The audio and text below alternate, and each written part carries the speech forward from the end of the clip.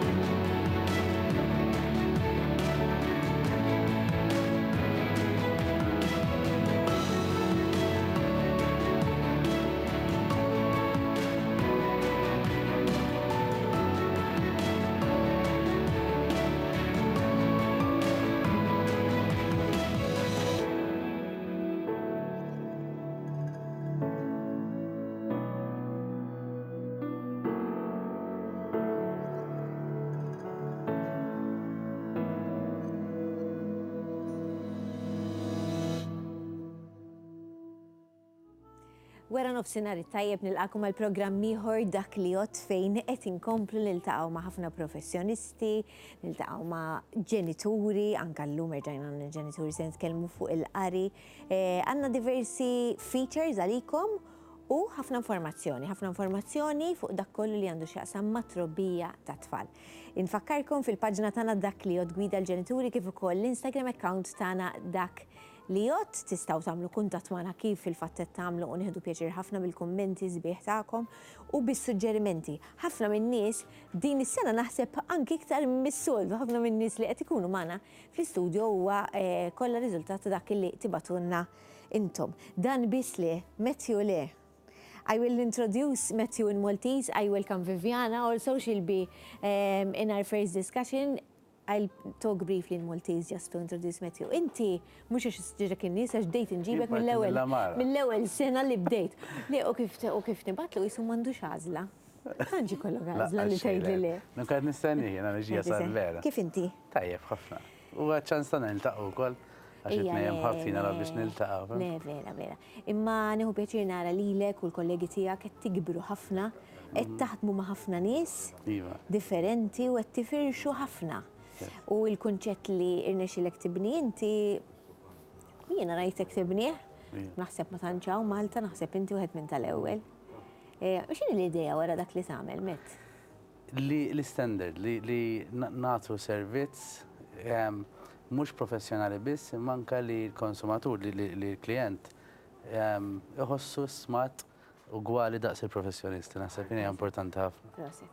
U barra minn hekk għandhom il-paġna wkoll dejjem insemmuha ta' Parentopedia fejn intom tistgħu tidħlu fiha u taraw anke messaġġi, kummenti minn in-nies jistgħu tagħmlu tikbu d-diffikultà tagħkom u jirrispondukom professjonisti kif ukoll nies u ġenituri illi jsegwu dik il-paġna. And now welcome Viviana. Viviana who is I've been consultant, I've been repeating this for a number of times before the program started. With the Institute for Education. Am I right? Okay, got it right now. How are you, Viviana? I'm good, thank you. You're working together with Matthew as well, you told me. Yes. There are some projects in the pipeline. I'm really glad. But today we will be discussing diversity and inclusion in schools. I can easily say it's a bit of a hot topic. Still, especially now, unfortunately, especially now. Because there are so many different people from different countries coming together. Yeah, and starting families as well. Exactly. It is a reality. We are living in it. What I always say and think to myself is that for us, for the parents, it's difficult maybe to accept and maybe to let our children friend, play with, get them at home. But for our kids, it's the norm. It's standard.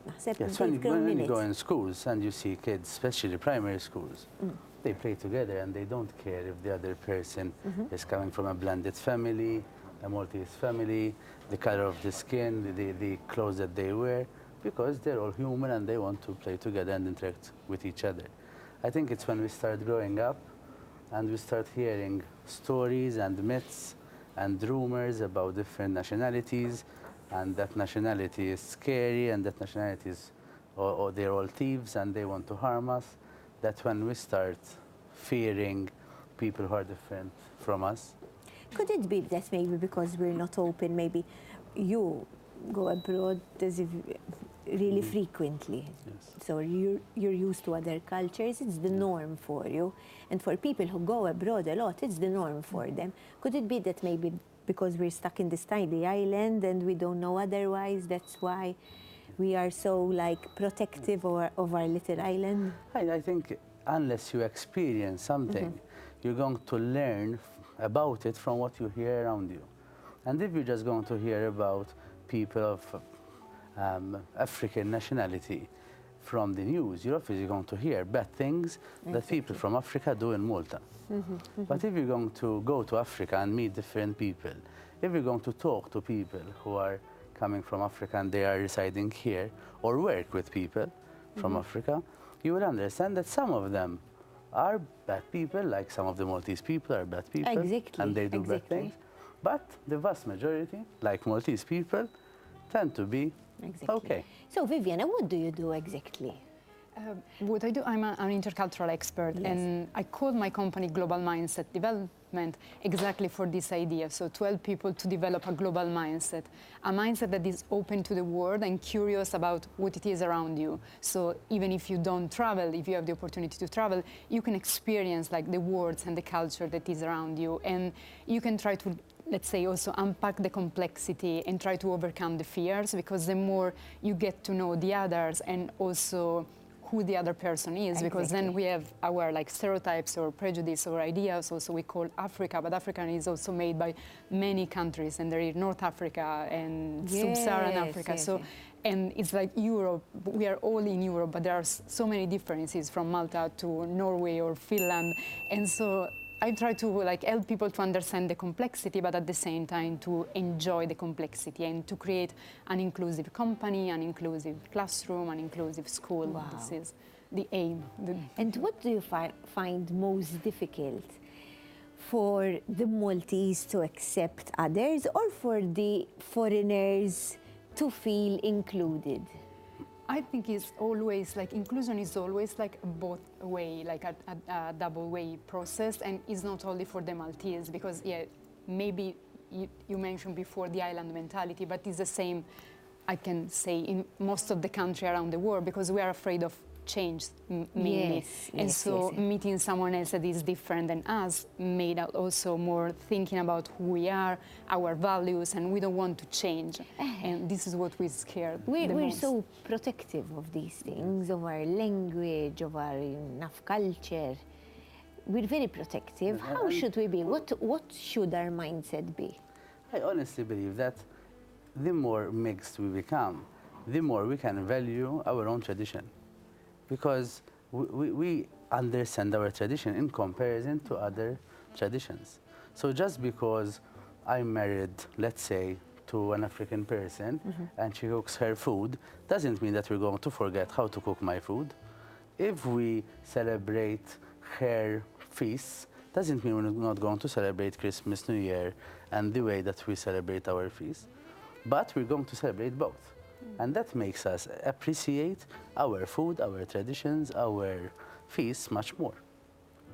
And how hard is it to get these people, to get us to understand that it's even better if we include and we mix with other cultures? I think the more a person experiences it, and the more it's something that is less theoretical and more practical, the more we can really understand the value. In all my activities, we also do a lot of like team building, or we try to mix and also to like question ourselves before, and then to be open, because at the end of the day we have the same, let's say, fears as the other. And at the same time, what I do for the foreigners, also for the ones who are relocated to Malta, is to help them with the Maltese to understand the Maltese values, even before they come here and when they come here, to see if they fit in the company and in the culture, because maybe this is not the place for. Because ideally, before you come to a country, this should be like ideally. That's a good point. It makes the transition Exactly. smoother, I suppose. Yes. So they need to understand even the weather, everything.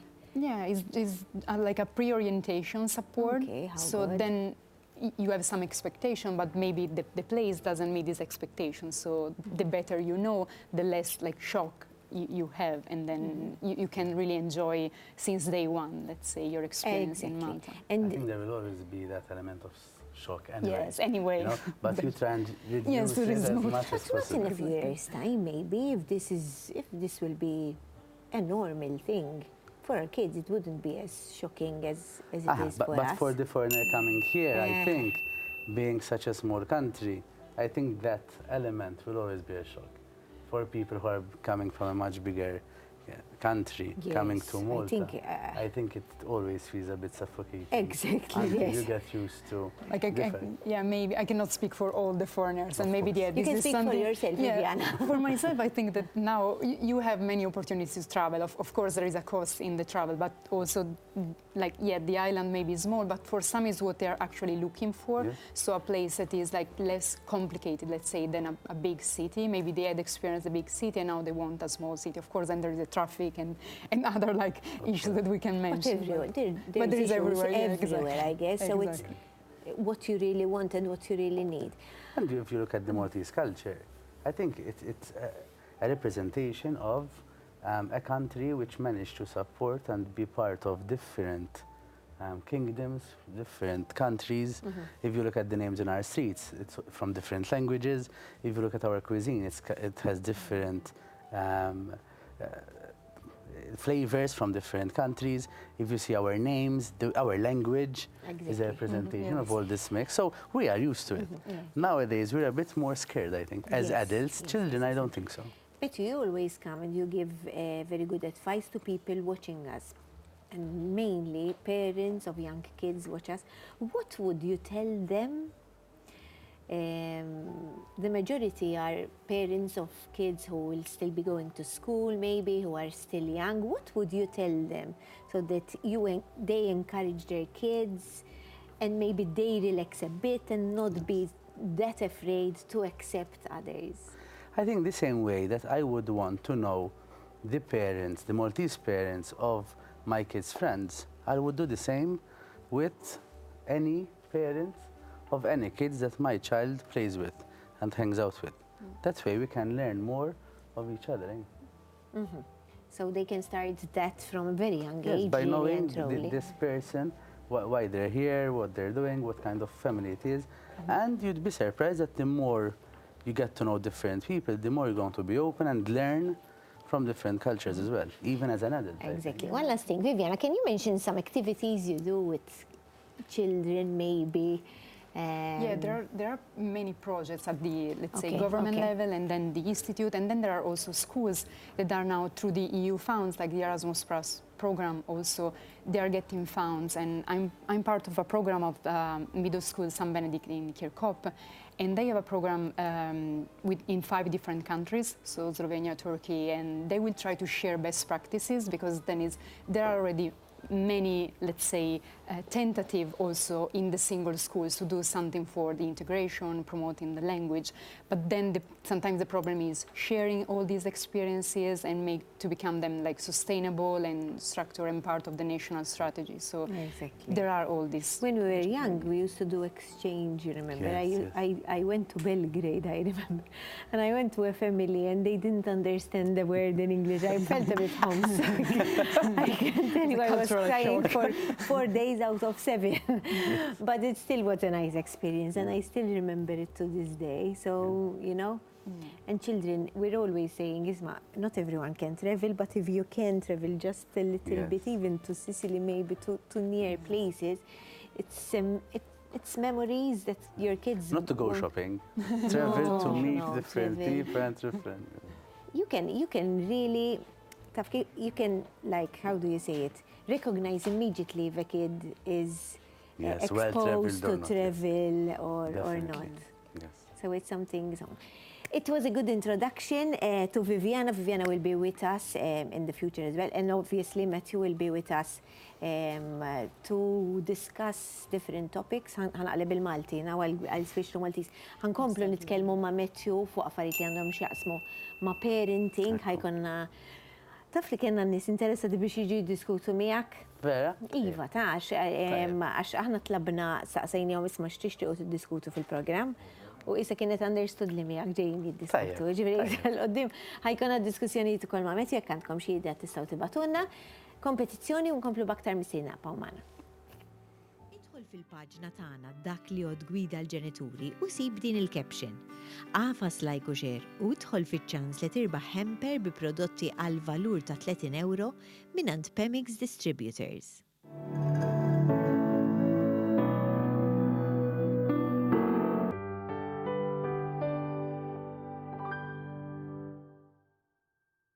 As a mother, you want your child to progress at every step. That is why we created Aptimal 3 Pro Nutra Plus formula that contributes to the normal function of the immune system and brain development of your child. From now, the new packaging ensures convenient meal preparation with the right measure. Aptimal 3, one step ahead. X'għandna? Insomma, patata llum. Ara naqra x'inhu ġej. Ixi ġmiel. Fija gidma dik. Dik naturali ta' xejn miżjud. Il-ħobża white slice tal-maple, 100% naturali u bla preservattivi. Lights, carrots, apricot, kale, strawberry, banana, pumpkin. Sugar? No sugar. Vitamins, fresh milk.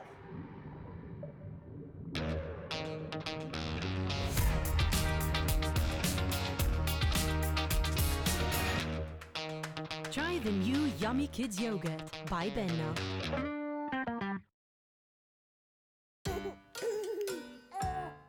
When they flip and roll and start to crawl away, nappies can be hard to put on and can come loose. Then it's time for Pampers Pants. With all-round fit, they're easy to pull on, even when they're moving around, for a great fit and up to 12 hours of dryness. When they start to crawl, you know it's time for Pampers Pants. Now, new Everyday Sensitive with Cotton introduces a double innovation, featuring an even skin-friendlier top sheet that contains cotton and Centre Plus core for incredible leakage protection. New Everyday Sensitive with Cotton, our most absorbent sensitive with a touch of cotton.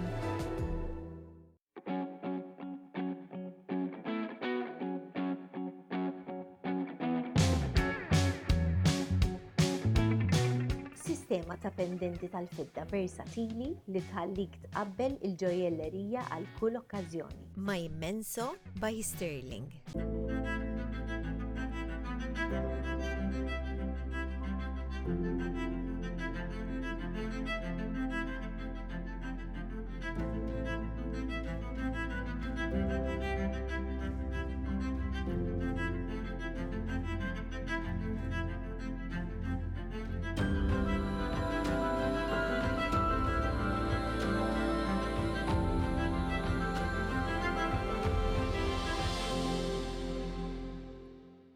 Baby Lino Sensitive, the first disposable diapers in Europe to be certified by Okotex Standard 100.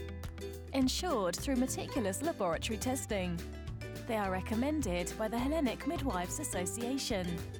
Our first and last thought is your baby's protection. X'għandna? Insomma, patata llum. Ara naqra x'inhu ġej. Ixi ġmiel. Fija gidma dik. Dik naturali ta' xejn miżjud. Il-ħobża white slice tal-maple, 100% naturali u bla preservattivi.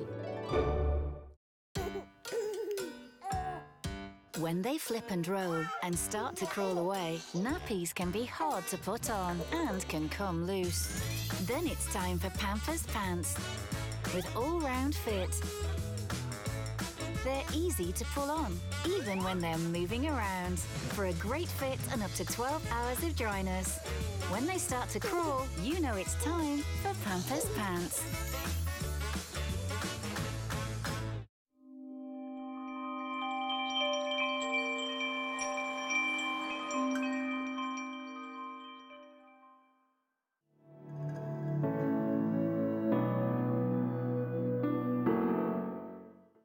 Liema huwa l-prodott mustella favorit tiegħek?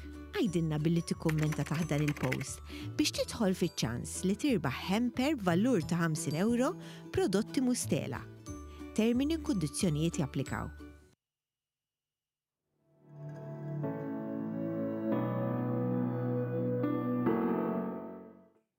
U fil-fatt issa għandna lil Chris illi jarrokna li jina nagħmlu għal 3 snin, Chris. 3 snin diġà 3 sena. Thank you. Thank you għax tissapportjaw dan il-programm u grazzi għaliex nieħdu pjaċir ħafna nagħmlu. Warrokna anke mill-feedback li kolli mill-nies naħseb. Pjaċir ħafna.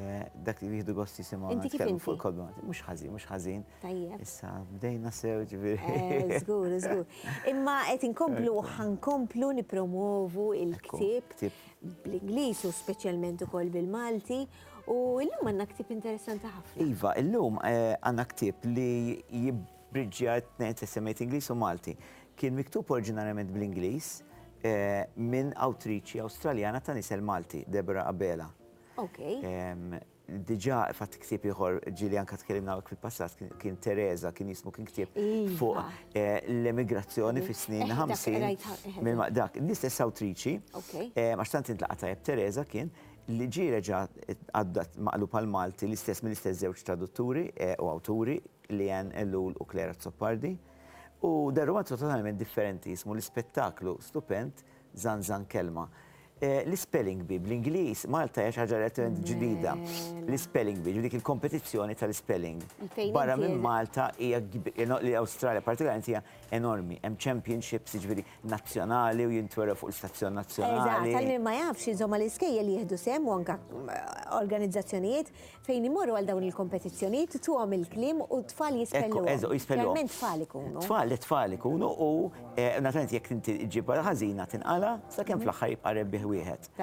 U Malta ma kienx issir ftit snin ilu bdiet issir mill-laqda tal-Malti Università u mir-rappreżentanza ta' Malta tal-Unjoni Ewropea li ħolqu l-frażi li Zanzan Kelma, jiġifieri spelling bee hemm il-logħba fuq Zanzan, bee Zanzan Kelma. Zanzan Kelma li jen u Claire jew. Li ħolquha li jen flimkien ma' dawn laqdiet li semmejtek. U mbagħad meta ġejna biex nittraduċu dan il-ktieb, iddeċidew qalu laqgħu kelma ġdida, frażi ġdida bil-Malti qed tintuża spelling bee isiru kull sena Zanzan Kelma, traduzzjoni saret hekk. Tallim xi ħaġa jiena wkoll illum. U dwar xi x'inhu l-ktieb forsi l-ideali huwa għandna filmat. Ħanaraw il-filmat u mbagħad ħadd fehmna inti. Ħanaraw dan il-filmat vera ħelu. U mbagħad ovvjament Chris ħajkun qed jgħidilna iktar fid-dettall. Deborah Abela twieġeb il-mistoqsijiet dwar l-ispettaklu stupend Zanzan Kelma. Min fejn ġietek l-idea għall-ktieb? When I was in grade 4, Miss Gray, my brilliant teacher, set up a spelling competition and she put the girls against the boys. And because we were so keen to beat each other, we studied our words really, really hard and it became a really fun way to learn how to spell. Fuq x'inhu l-ktieb? India Wimple is a brilliant speller, but she is also incredibly shy. But when her whole country town and her family encourage her to sign up for the stupendously spectacular spelling bee, she decides to give it a try. There are plenty of obstacles to reaching the finals, like Summer Millicent Ernestine Beauregard champion, who isn't afraid to step on anyone who gets in her way. Għaliex ktibt dan il-ktieb? I've always loved words and books and reading, and I've wanted to be an author ever since I was 7. When I first got the idea of this shy young girl called India Wimple, I knew I wanted to write about her and her gorgeous family who support her to try and make it to the International Spelling Bee. Thanks for your questions, and I hope you really enjoy the book. Grazzi, Deb. Kemmu hello. Daka mamul l-Awstralja, però kif forsi rajtu fih il-ktib Malti u fih it-tnedija dal-ktib bil-Malti saret it-tnedija tiegħu Malta xi xahar ilu. Ma rajt saret il-biċċa tax-xogħol imma biex editjajtu. Iva, għax sar minn professjonisti ġifieri. Professjonista vera. Il-partner ta' Deborah stess Awstraljan huwa jaħdem fis-settur ta' direttur televiżiv u jaħdem dal-qasam ġifieri. Jidher. U ekku.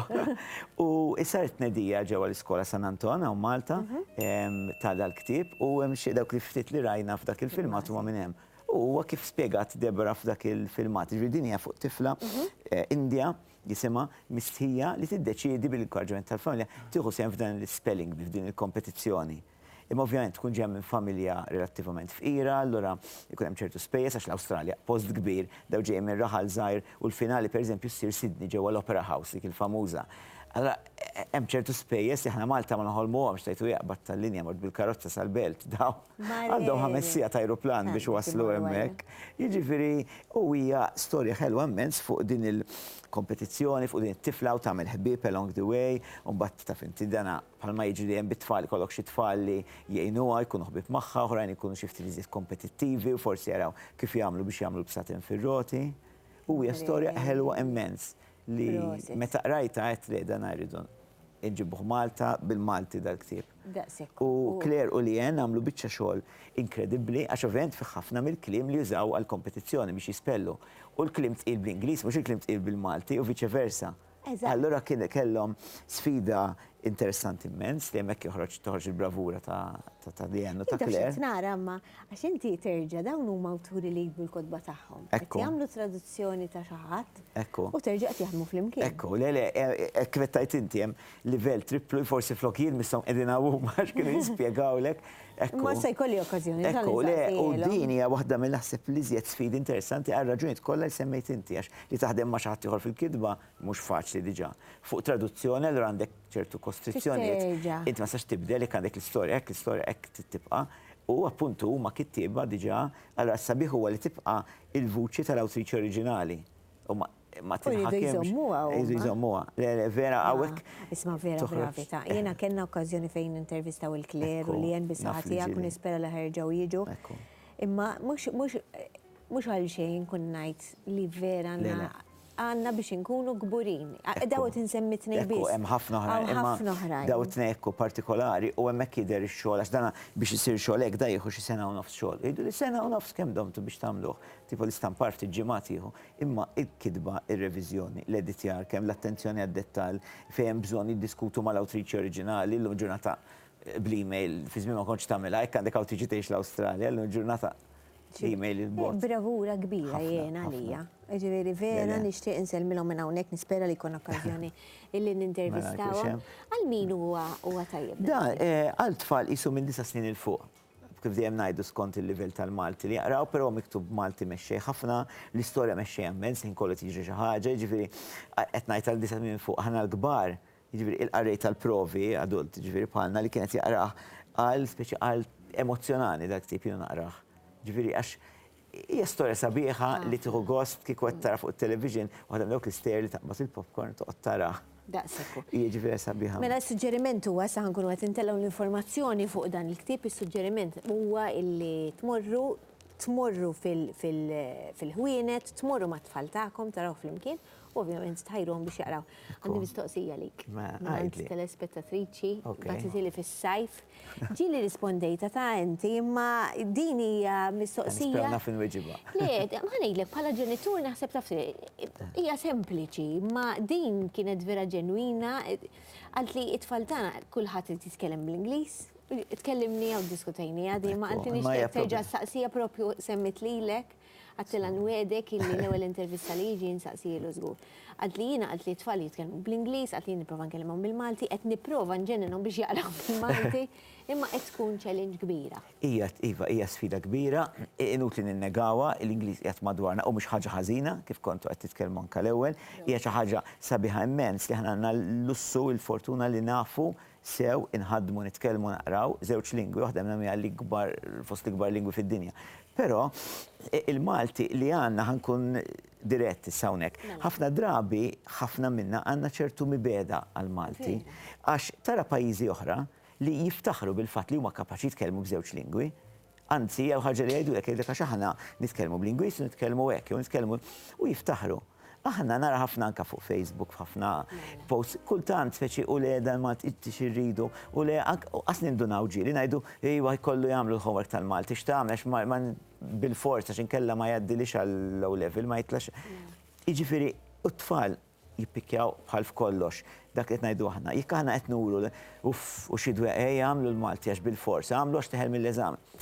Imma mentri jekk aħna nuru ċertu ċertu mħabba. Bħalma nuru mħabba għall-affarijiet l-oħra kollha li għandna Malta, jekk neħduhom jaraw jina f'ħaġar qim x'imkien. Ma ngħidulhomx uf xi dwejjaq dal-ġebel, ngħidulhom ara x'rikkezza kulturali għandna, jiġifieri dik jirtuha u jieħduha minn għandna. Issa mbagħad ma nistgħux nibdu l-fatt li huma esposti ħafna l-Ingliż, però l-bidla tibda minn għandna id-dar bħala ġenituri jien l-ewwel wieħed. Għax jekk nibdluha u jekk nuru ċertu mħabba, imbagħad it-tfal bħalma jippikjaw kollox li jiena ma nħobbx dik inħobb dik, jippikjaw di wkoll.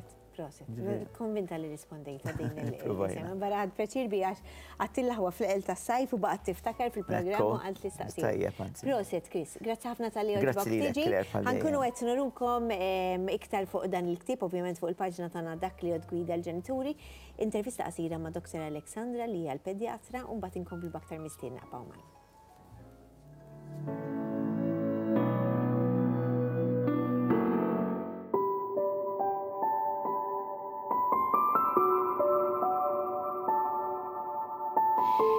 Mela, SIDS li ngħidula sudden infant death syndrome hija xi ħaġa ovvjament tal-biża' ħafna u hija ta' periklu għat-tarbija sa' 6 xhur. Nafuha wkoll bħala cod-death. Biex nipprevenu u naqsu r-riskju ta' SIDS jew cod-death, hemm l-aħjar li t-tarbija torqod wiċċha l fuq. La fuq ġemba, importanti anzi iktar ma torqodx fuq zaqqa. Studju rew li once it-tarbija torqod wiċċha l fuq dejjem innaqsu il-riskju. Barra minn hekk importanti li fejn torqod ikun saqqu wiebes, mhux xi ħaġa soft. U wkoll nistgħu nużaw gażaża għaliex tfal li jorqdu b'gażaża ikollhom inqas riskju ta' cod-death. Importanti li fil-krib fejn il-baby qed rieqed ma jkun hemm xejn, importanti għax l-ħarsqat jista' jiġi fuq wiċċ il-baby, importanti ħafna li jekk nkunu viċin tal-baby jekk xi ħadd ikun pejjeb jew ikonsma l-alkohol huwa unsafe għaliex in-nifs tiegħek inti tista' tgħaddih lit-tarbija jkun fuq it-tarbija u tkun ta' periklu għat-tarbija. Tajjeb ukoll biex innaqsu r-riskju li ma nsaħħnux it-tarbija iżejjed ukoll.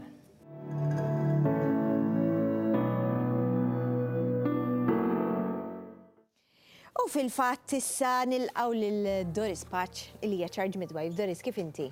Grazzi. Grazzi ħafna tal-li ħorġbok tiġi, dan huwa suġġett li nistqar li tkellimt ħafna dwar kemm li nagħmlu dan, imma interessanti ħafna għal min ikun qed jipprepara biex ikollu l-ewwel tarbija speċjalment. Anke t-tieni ta' u t-tielet għax-xorta isek ikollok dak taf kif l-inkwiet u tibda tgħid imma jien ħankun kapaċi u x'naf jien.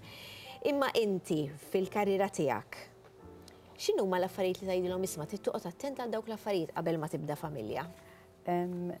Kull stadju inti qed tajjeb li wara anke kull tarbija trid tipplenja qabel u f'kollox fil-ħajja tajjeb li tipplenja. Proset. Jiġifieri anke biex ikollok tarbija. Mela. U hija ovvja li hawn Malta kikun daħlu l-preconception care bħalma ħafna postijiet barra hija ideali. Li tfisser tista' tgħidilna x'inhi? Il-preconception care hija il-kura qabel persuna toħroġ tqila. All right, proset.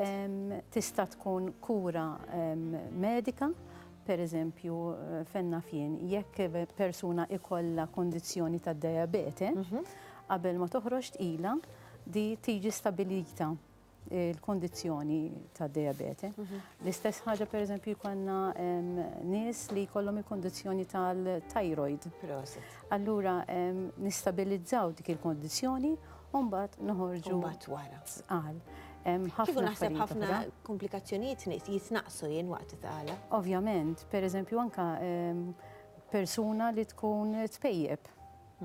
Għal waqt tqala kemm jista' jkun tnaqqas jew kompletament tevita is-sigaretti. Allura kieku tibda minn qabel ma toħroġ tqila tevita ħafna komplikazzjonijiet li jista' jkollok waqt tqala u anke fit-tarbija. Pereżempju xi ħaġa ħafifa ħafna li kieku tieħu kura bħal ngħidu aħna l-folic acid. Mela importanti ħafna u li tibdih minn qabel. Tibdija minn qabel. Il-folic acid nafu li tippreventja ħafna il-kondizzjonijiet ta' neuro defects. Allura tajjeb li tkun ippreparajt minn qabel ma toħroġ.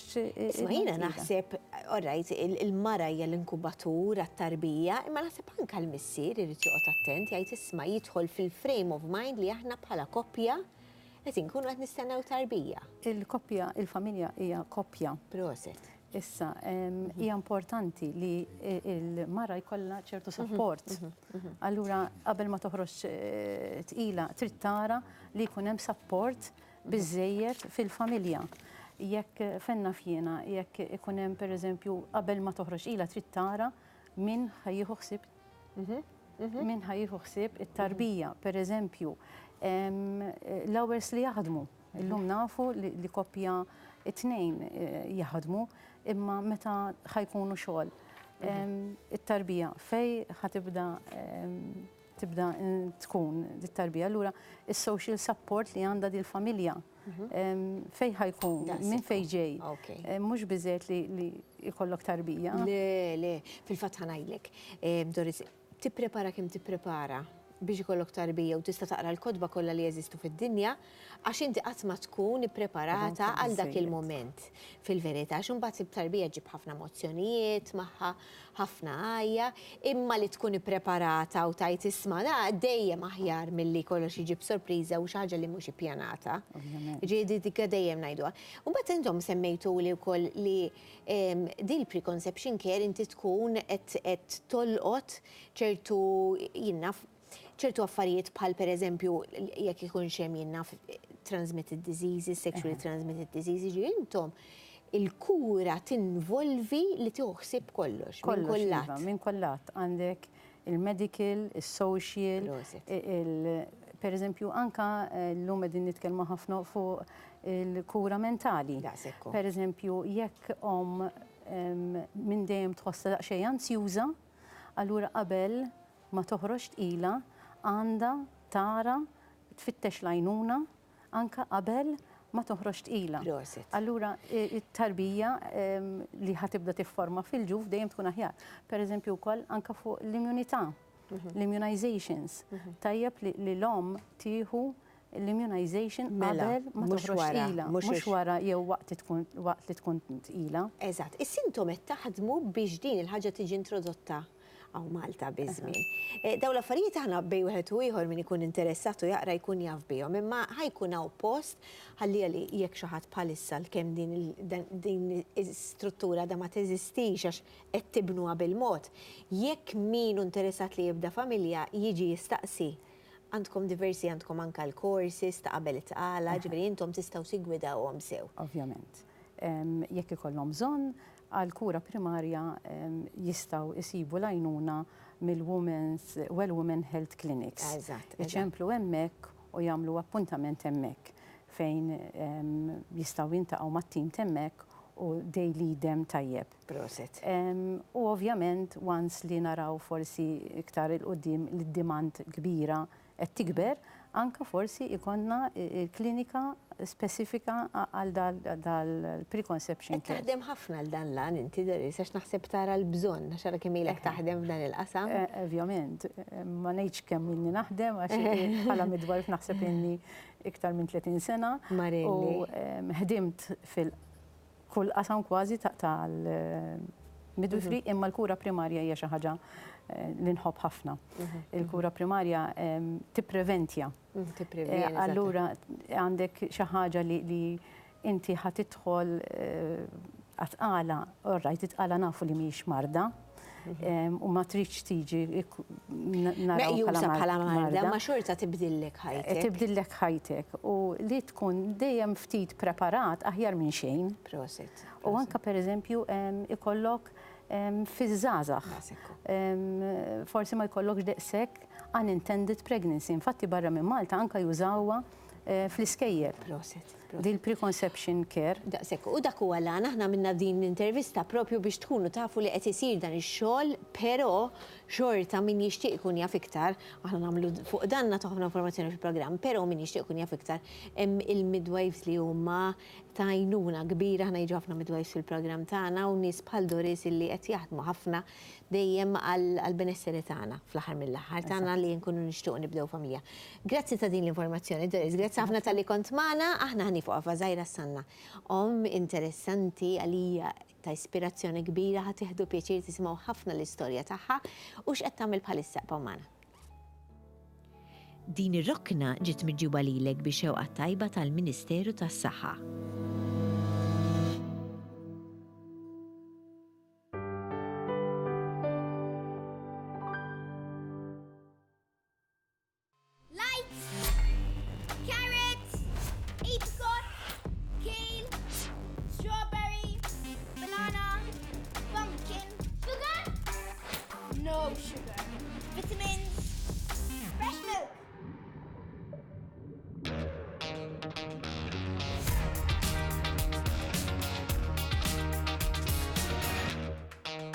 Try the new Yummy Kids Yogurt by Benna. Baby Lino Sensitive. The first disposable diapers in Europe to be certified by Okotex Standard 100. Ensured through meticulous laboratory testing.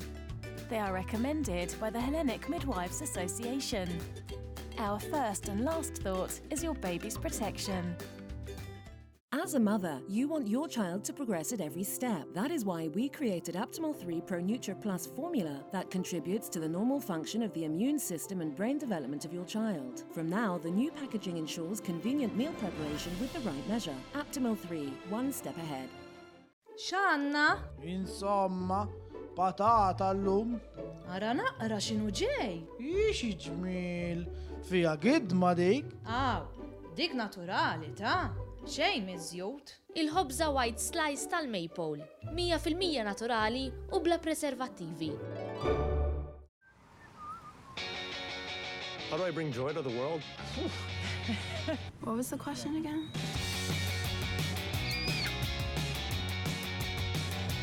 This is esprit.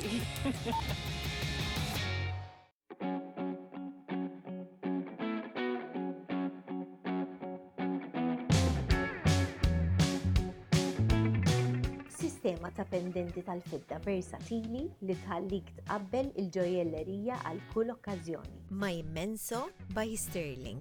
Now, new Everyday Sensitive with Cotton introduces a double innovation, featuring an even skin-friendlier top sheet that contains cotton and Center Plus core for incredible leakage protection. New Everyday Sensitive with Cotton, our most absorbent sensitive with a touch of cotton.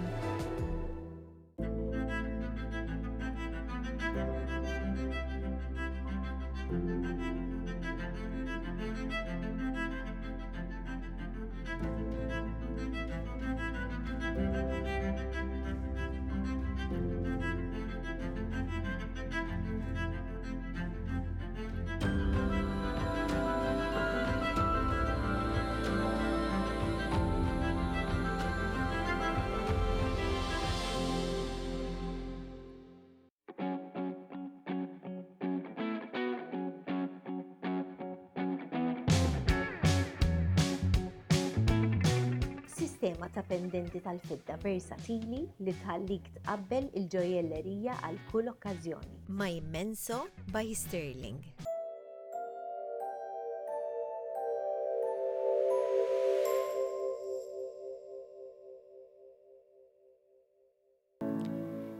Nixtieq nirringrazzja lill-sponsors personali tiegħi. Esprit għal ħwejjeġ, Sterling għal ġojellerija, Siraz għal xari bi prodotti Kotril, Pupa għal prodotti tal-makeup, Iżdin għal prodotti ta' żbuħija, Annalise Abela għad-Dwiefer, Ilona Ċilja Piżani, il-coach tiegħi Anthony Meechin u Sky Spirit Gym.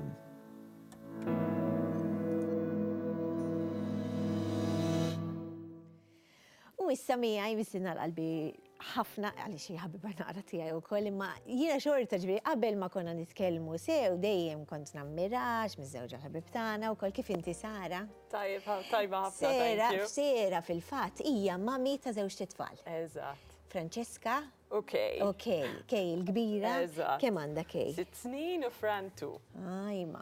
U niftakar meta kont għadek ħajkollok it-tarbija u hekk imma tajjeb illi ngħidu illi Sera hija wkoll mara ta' kienet u għadek mara ta' karriera. Allura niftakar li meta kont qed tistenna t-tarbija kont għajli ma sa naraw kif ħanamel, kif ħankun qed nistenna t-tarbija, mela ħanibdew mill-bidu. Kif kienet il-pregnancy ta' Kej? Il-lami ta' Kej. Tajt kem tqawwejt, xi 30 kilos, ġifi ħanajda. Leon kajjena daqshekk l-istess ilma tiegħi. Ħdimt ħafna, ma kontx nirrealizza kemm kienet ħatbiddel ħajti. U waqt id-disa xhur ħdimt? Ħafna. U physically Sala kif ħarġima. Vera? Physically kont kbira, ma kont naħdem. U l-bert kif kien ta' Kej? Alright, il-bert ta' Kej kienet vera straightforward, naturali, kollox mar tajjeb, ġifir kont vera fortunata. Tingod, imma mbagħad meta mort id-dar b'Kej u sibt ruħek id-dar mal-baby, kellek tieqa' ftit mix-xogħol? Kif ħassejtek tiftakar dak il-momenti? Kif jgħid overwhelmed, kont naqra, jisni, qatt ma tkun preparata għal dawn l-affarijiet, kif għattint qabel Claire, tista' taqra daqskemm il-kodba u ma jiġi xejn. Ġifieri kont hekk ħassejtni naqra overwhelmed, imma kienet day by day. U jkollok lajnuna wkoll. Eżatt, ġiet il-mama, u r-raġel, kulħadd Kulħadd. U mbagħad it-tieni waħda Fran. It-tieni waħda kont iktar preparata, kont naf x'inhu ġej. Għandna xi ritratti ta' fil-fatt magħna Sara. Kont taf x'inhu ġej. Eżatt, imma mbagħad ovvjament il-birth kienet naqra differenti. Kelli emergency C-section, l-aħħar Għaravejna, waħda tiġbaħ il-mama u l-oħra tiġbaħ il-papa. Jesus! Mamma mia, impressjonanti iktar ma tikber. U anka l-karattru, Kej bħali l-kbira u żgħira Fran bħal-missiera. It-tieni wilt kien differenti ġifieri. Ħafna emergency C-section ma iktar konti preparata, jissek tkun taf. Tipo, kon naf kif niħandilja l-baby, xrit namel, ġifri kont iktar relaxed, iktar. Inti Sera, kont, inti mara ta' karriera kifet il-om ġifri kont taħdem ħafna.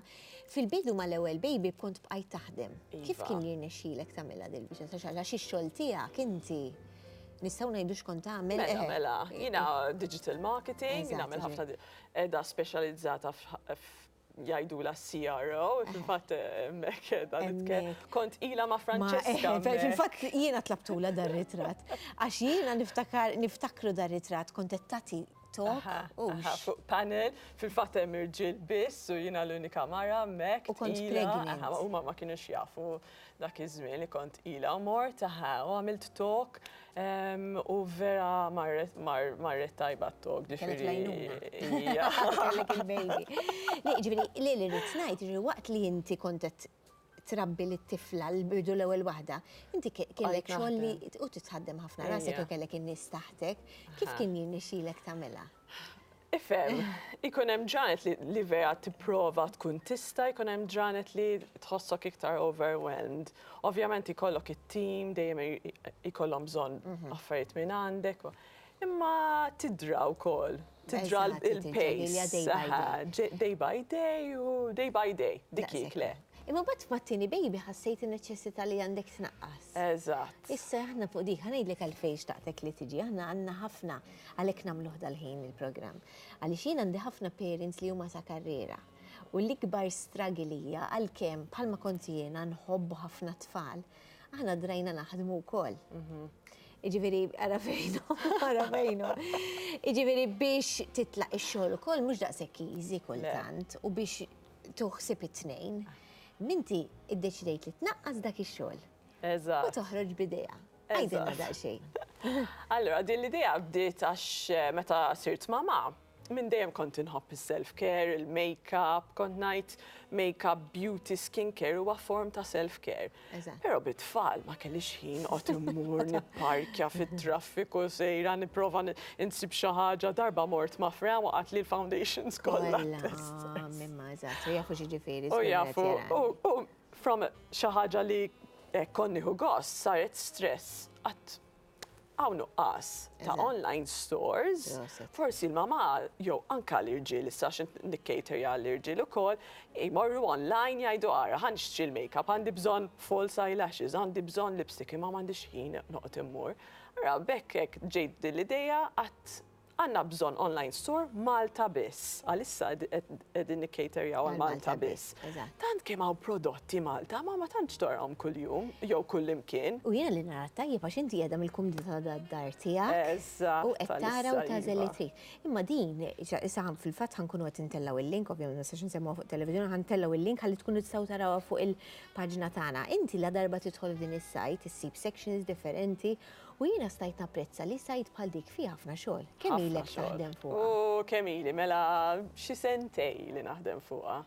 Però mbagħad ħdimt ħafna hands-on l-aħħar 6 xhur dejjem mal-itfal mar jorqdu noqgħod naħdem fuqha, noqgħod nagħmilha imma ilha idea għal sentej issa. U issa kif qed tħossok li naqqast minn dak ix-xogħol prinċipali li kellek, imma qiegħed kważi għax din issa qed tikber bil-mod ħassir full time fuq. Eżatt. Le, x-xogħol jogħġobni ħafna, kuntenta ħafna, tieni ħafna tipo purpose kif jgħidu bl-Ingliż.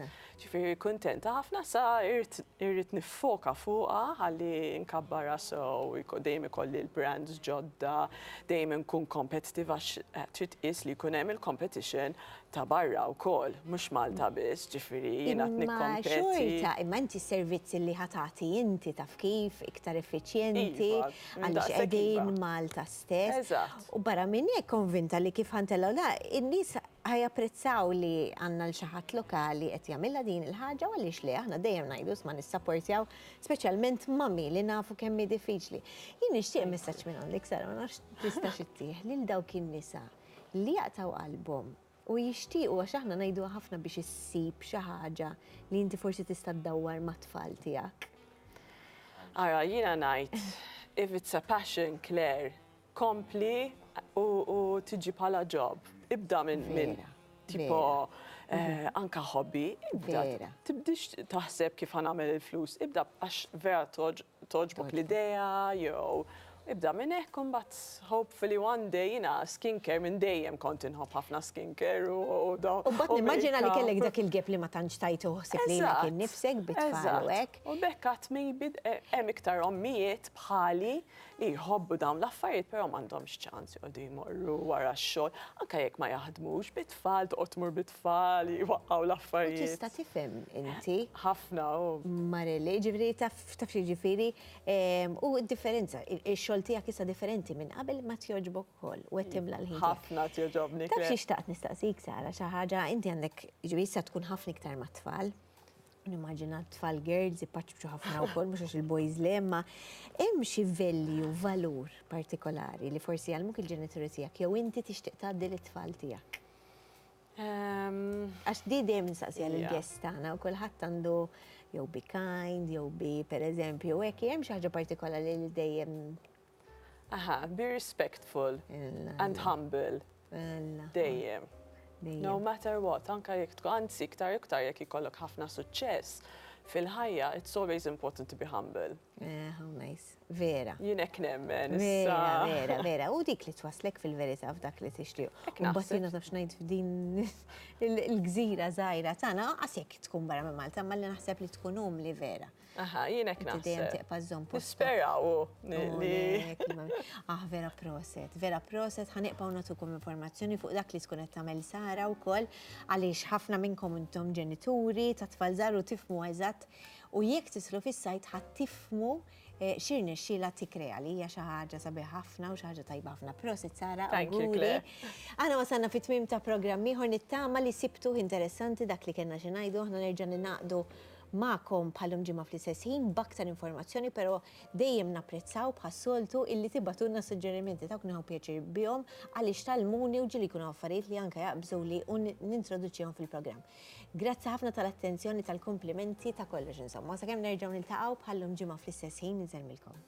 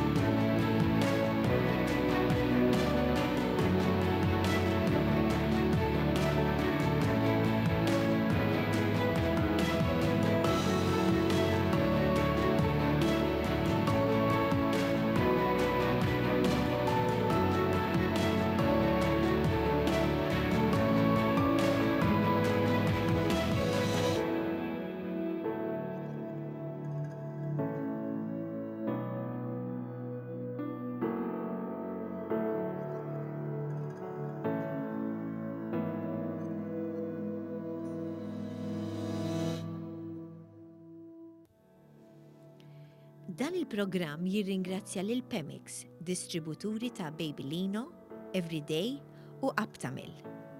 Benna, Maypole, Orienta.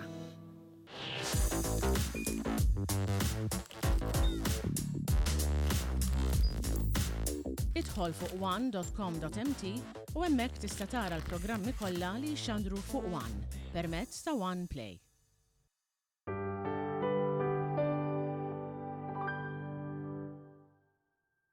Brickstone, only for men. Mela, issa hawnhekk ħanurikom ukoll xi ftit